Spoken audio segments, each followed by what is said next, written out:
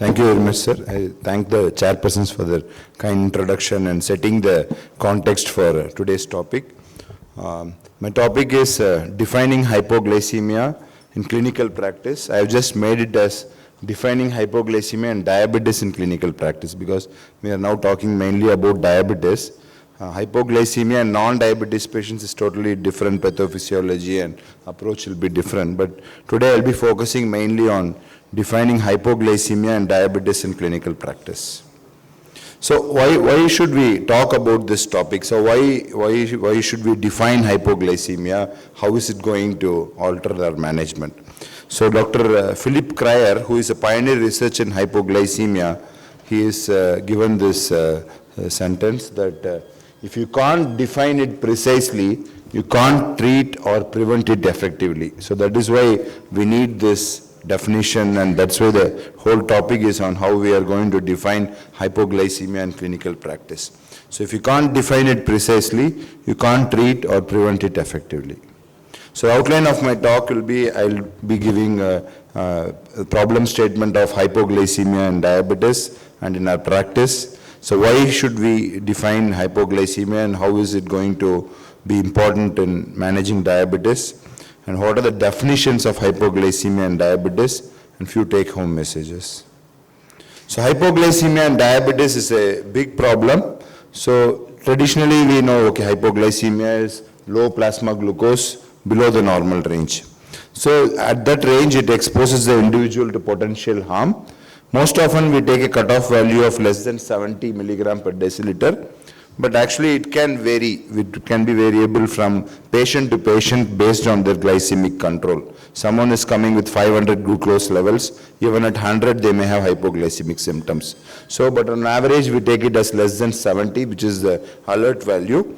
And as the chairperson told, hypoglycemia is a major barrier for good glucose control in diabetes. If it were not for hypoglycemia, you can give any drugs and we can easily control the blood glucose levels because they will not have hypoglycemia. It's a very common clinical problem, and actually the most common acute complication of diabetes management is hypoglycemia, not hyperglycemic crisis like DKA, hyperosmolar state. So they're all classically discussed, but the most common is hypoglycemia. So it's associated with adverse clinical outcomes and affects the quality of life. If you do not prevent hypoglycemia or manage hypoglycemia well, you are in danger of losing your patient. The patient may go to another physician. So how common is it in our practice? So this is data from Chennai SRMC, Dr. Sriram and Dr. Vanishi Sriram. So they assessed in a rural health center in South India, and questionnaire-based survey of nearly 390 diabetes patients.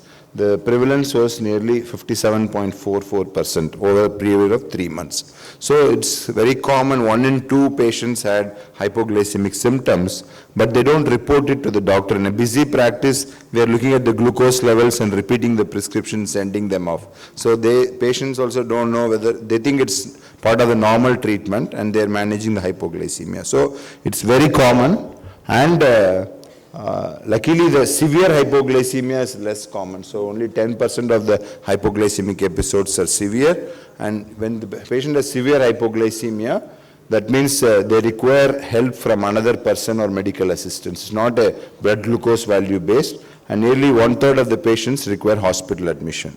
So we know that hospital admissions are very expensive. A single admission, the cost of the treatment goes very high, so we should avoid hypoglycemia. So hypoglycemia has got major effects on the body. So we know that it can affect the brain. So it can affect the cognitive function, it can impair the memory, and later stages it can cause seizures, coma. And once the patient had hypoglycemia, they develop fear of hypoglycemia. And they say, I do not want to have hypoglycemia, allow my glucose levels to be higher up. So it can have an effect on the heart, it can precipitate myocardial infarction, cardiac arrhythmia. So cardiac patients, you have to accept slightly higher glucose levels and revise your targets. So it can have an effect on the musculoskeletal system. During hypoglycemia, they can become unconscious and fall down, they can have accidents, dislocations, and the hypoglycemia is also known to have effects on the circulatory system and endothelial dysfunction. So the consequences of hypoglycemia, we can classify them as medical consequences, psychological consequences, and social consequences. So medical consequences, unpleasant symptoms, cardiovascular and neural problems, frequent admissions in the hospital, accidents. Psychological consequences, prevents desirable glucose targets. Once the patient has hypoglycemia, they do not agree to increase the treatment. So whatever you do, they will reduce the treatment. It leads to poor quality of life and fear. Social consequences, hypoglycemia can have an impact on employment, education, driving, sport, social activities, travel, and relationships. So we should take hypoglycemia seriously and try to prevent and manage the hypoglycemia well. So what are the risk factors for hypoglycemia and diabetes? So we have relative or absolute insulin excess, so our treatment. So mainly two of our treatments cause hypoglycemia. One is insulin, another is insulin secretagogues like sulfonylureas. These two drugs only cause hypoglycemia. Most of the other agents like metformin, DPP-4 inhibitors, glitazone, alpha-glucosidase inhibitors, GLP-1 analogs, SGLT2 inhibitors, all of them don't cause hypoglycemia. So if you are not using insulin or insulin secretagogues, then the chance of hypoglycemia is lesser. So when the doses of insulin or insulin secretagogues are excessive, ill-timed, or of wrong type, then exogenous glucose delivery is decreased. That is, patients are taking the medicine and skipping the meals. Glucose utilization is increased. That is, during exercise, the muscle takes up all the glucose. Alcohol, Kumaravel has highlighted that endogenous glucose production is decreased after alcohol injection. And suddenly, if the patient has lost a lot of weight or suddenly they start exercising, then they can develop hypoglycemia. Another is renal failure. The insulin clearance is reduced. That can cause hypoglycemia. I think Chairperson sir also told about elderly. So elderly patients, we have to be really careful. So we should avoid tight glycemic control. And more the elderly, that is age more than 80 years, we have to relax the targets. Undernutrition, chronic kidney disease, and two drugs, insulin, sulfonylurea, and polypharmacy. So hypoglycemia, so various complications which we discussed, and the elderly, it can be really bad. So hypoglycemia is a major barrier to improving glucose control. So more than 75% of the patients. So hypoglycemia is more common in type 1 than type 2. But type 2 is what we are seeing commonly. So I'm going to discuss mainly about type 2. So more than 75% of the patients modify their treatment even after a non-severe episode. And most of the patients will modify the treatment. And most of the physicians also, if there is no hypoglycemia, then we hike up the treatment very fast. So patients rank fear of severe hypoglycemia as high as fear of developing chronic complications. From not worried to very worried, we can see that patients have severe hypoglycemia. Patients are more worried about getting hypoglycemic rather than losing vision or a failing kidney. So for the patient, it is very important. But we often say, okay, occasionally you will have low sugar, don't worry. But for the patient, it is important, so you need to consider this and treat it. So hypoglycemia can be a psychological barrier to effective glycemic control. Physicians and patients both express fear of hypoglycemia, which impedes the effective diabetes management. So we should avoid hypoglycemia. And for patients to avoid hypoglycemia, they accept hyperglycemia. And fear of hypoglycemia extends to family members, and hypoglycemia is associated with significantly lower treatment satisfaction and barriers to adherence to treatment. So hypoglycemic symptoms, we can classify them as warning symptoms and neuroglycopenic symptoms. So early neurogenic symptoms like shakiness, irritability, they are called autonomic symptoms. Irritability, sweating, palpitations, hunger, anxiety. If the patient recognizes this and eats something, then they don't go to the next stage. But if they do not take care of this early autonomic symptoms, then they go on to neuroglycopenic symptoms and signs where they become confused and can lead on to seizures, loss of consciousness, and coma. So the pathophysiology of hypoglycemia response mechanisms, actually the first pathophysiology starts around 80 milligram per deciliter plasma glucose. The first mechanism is to stop the insulin secretion. So the body's insulin production shuts off at 80 milligram per deciliter. But this is the problem. When you're giving insulin from outside, this cannot shut off. So patient is having more exogenous insulin, it cannot shut off, but the body shuts off the insulin production as 80 milligram per deciliter. That way, when you're evaluating hypoglycemia, so you check the insulin level when the glucose is low, then the insulin is detected, that is abnormal. So at 70, the counter-regulatory hormone starts off. So you have glucagon, adrenaline, and anything less than 60, you start developing autonomic and neuroglycopenic symptoms. And as the blood glucose levels goes down, at less than 27, they start developing seizures, coma, and this level at which they develop this varies from patient to patient. Anything less than 50 can cause. So another entity is hypoglycemia-associated autonomic failure. Patients don't develop autonomic signs. They just go on to neuroglycopenic signs and coma. So one is the absolute insulin deficiency because all the insulin is coming from outside like type 1 diabetes. The exogenous insulin cannot be shut off. Frequent hypoglycemia, then they develop unawareness and aggressive glycemic therapy. So coming back to defining, so the American Diabetes Association gave it a priority and they have explained that the definition should apply to clinical definitions by people with diabetes and healthcare professionals and various studies of diabetes drugs, devices or management strategies. It should be free from reporting biases, should be clinically important, applicable to all persons with diabetes, applicable to any time of the day, and should be measurable by practical, widely available methods and reportable in a standardized fashion. So that's why it's difficult to get a single definition to fulfill all these requirements. The traditional definition of hypoglycemia we've been using since many years. So mainly it is for non-diabetes patients where hypoglycemia is rare. The Whipple's triad where patients can have symptoms or signs compatible with hypoglycemia, and we need a documented plasma glucose level. So some definitions say less than 55 or less than 45, and rapid reduction of the symptoms by correction of the low glucose level. This definition you can follow for non-diabetes patients with hypoglycemia, but for diabetes patients with hypoglycemia, fulfilling the triad may be difficult. Patient may not be able to check the glucose level.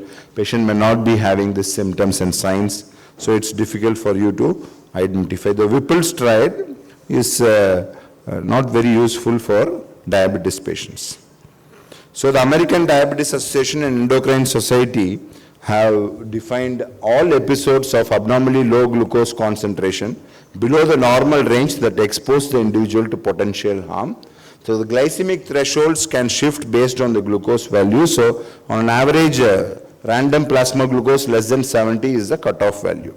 This is not the level at which the patient develops symptoms, but this is the level at which it gives time for the patient to take action.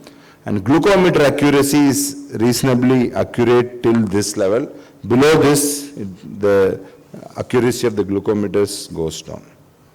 So, hypoglycemia is an important clinically outcome critically relevant to patients, predicts serious morbidity and mortality. There are limitations of traditional definitions like Whipple's triad. Symptoms can occur at different glucose levels. Patient with impaired awareness may not have symptoms. Some asymptomatic hypoglycemia is clinically relevant. So Whipple's triad may not be always fulfilled. So severe hypoglycemia is uncommon in many trials, therefore it's difficult to compare. Current classification does not capture all the significant hypoglycemia. Real world prevalence is higher than clinical trial prevalence. 70 is only alert value, it's not associated with morbidity. So there's a strong case for additional level, and that is fixed at around 50 to 55 milligram per deciliter, which is clinically relevant in serious hypoglycemia. So we can define hypoglycemia biochemically based on the plasma glucose values, less than 55, less than 40, less than 20, like that. And based on the clinical symptoms, like it can be symptomatic or asymptomatic hypoglycemia, conscious, unconscious, Based on severity, mild, moderate, severe. Based on the timing of the day, you can put it as daytime or nocturnal hypoglycemia. Based on the food intake, you can divide it as fasting hypoglycemia versus postprandial or reactive hypoglycemia. Hypoglycemia in diabetes patients versus individuals without diabetes. Hypoglycemia in ill or medicated individual versus seemingly well individual. So you can define it in various ways. So the American Diabetes Association has given this classification, which is probably relevant in practice.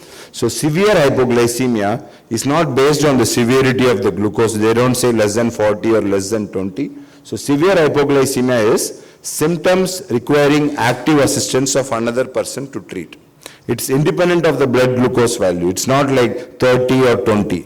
So if the patient cannot take care of themselves, they cannot eat glucose, then it's a severe hypoglycemia. So another person's assistance is required to treat. Usually it is less than 70 milligram per deciliter. So next is documented symptomatic. So documented symptomatic is like our Whipple's triad. So plasma glucose less than 70 and it's documented and patient is treated and the symptoms get resolved. Then you have asymptomatic documented. So patients do not have any symptoms. You are just checking, suddenly blood glucose is 50. They do not have any symptom. Pseudo or relative hypoglycemia. This is typical symptoms of hypoglycemia, but plasma glucose is more than 70.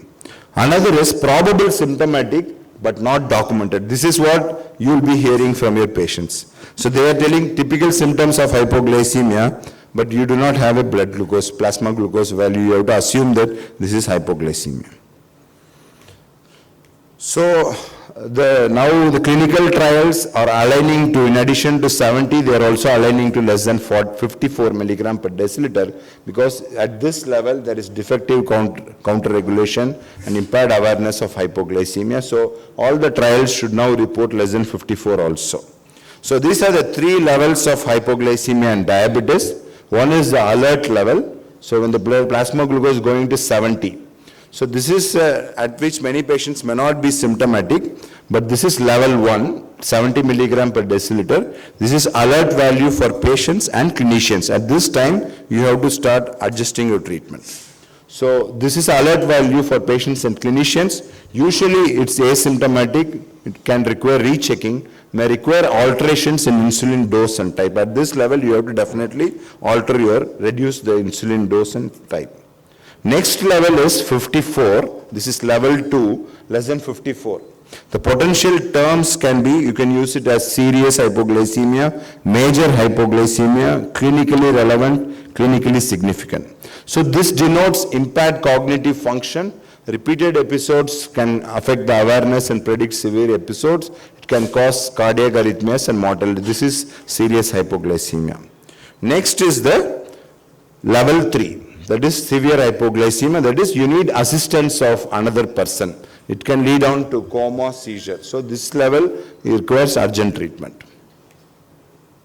So this is based on the American Diabetes Association standards of care. Level 1 is less than 70, but more than 54. Level 2, that is serious clinical relevant or clinically significant hypoglycemia, 54. And level 3 is serious event requiring assistance of another person for treatment of hypoglycemia, irrespective of the glucose level.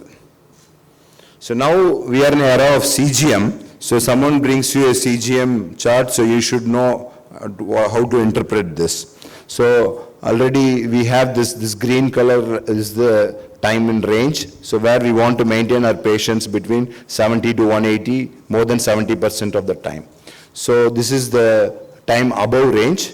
And this is the time below range, that is the hypoglycemia. So less than 70, they are also aligned to the guidelines. So less than 70 is hypoglycemia and very low is less than 54. So the recommended is less than 4% of the time should be less than 70 and less than 1% should be very low. Preferably this should be 0.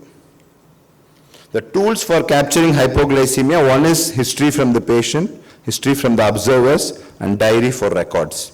There are also scoring systems available which can be used to document hypoglycemia.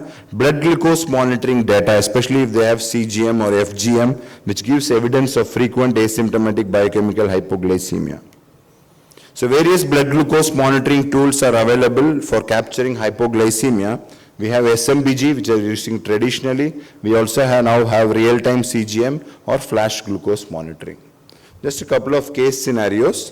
45-year-old male, type 2 diabetes, very lean, poor glucose control on diet, blood glucose levels are very high, started on insulin. Patient starts complaining of excess hunger and sweating, and the blood glucose value by glucometer is 100 milligram per deciliter. So what is the diagnosis in this?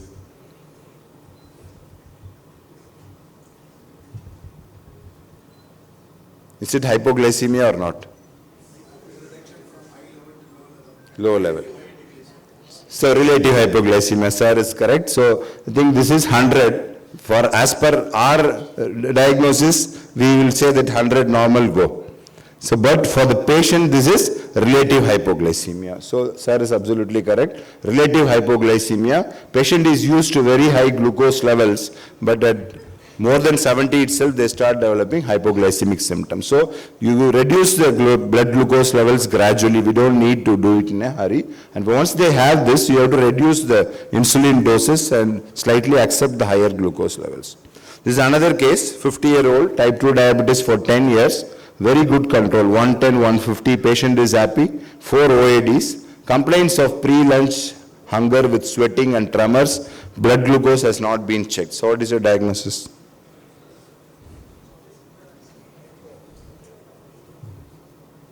Symptomatic, yes, patient is symptomatic. Documented or not documented? Not documented. So, symptomatic. So this is probable symptomatic hypoglycemia. It's not documented. So how will you manage? Only one drug causes hypoglycemia, sulfonylurea, so we have to reduce the dose. So only sulfonylurea and insulin cause hypoglycemia. Other agents don't cause hypoglycemia. So always touch the sulfonylurea. This is another case, CGM picture. So 45-year-old patient, type 2 diabetes, underwent this ambulatory glucose profile. So you can see that the time in range is 46%, so it is good or bad?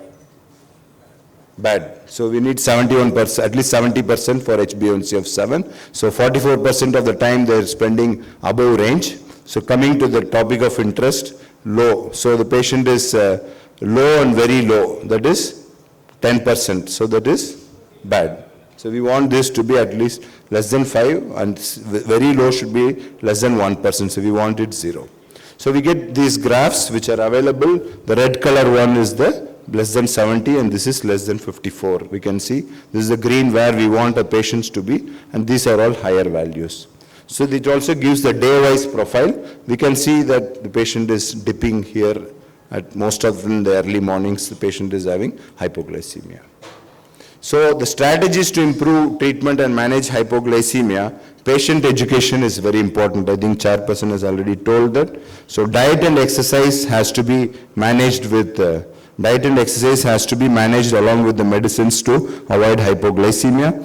Individualizing HbA1c targets is important. Someone having hypoglycemia, you accept higher glucose levels. Improved pharmacological treatment and glucose and medication monitoring, technological strategies like CGM also helps us.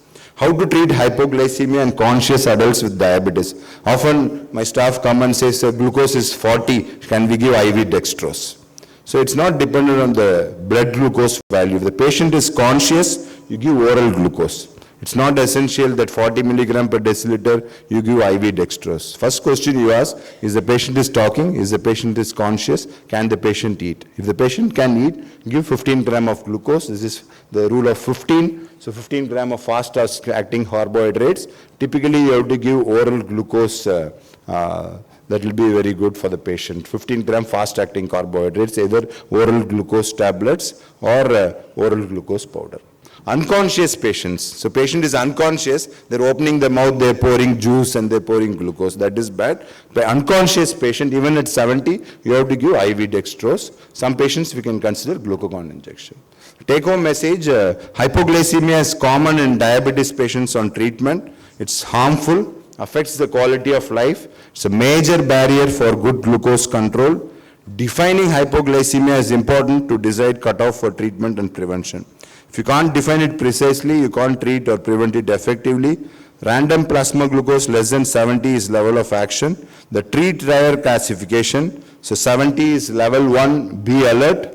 54, start treating. So that is significant hypoglycemia, and this is severe hypoglycemia, level 3, requires urgent treatment. Thank you. Thank you, Dr. Reddy, sir.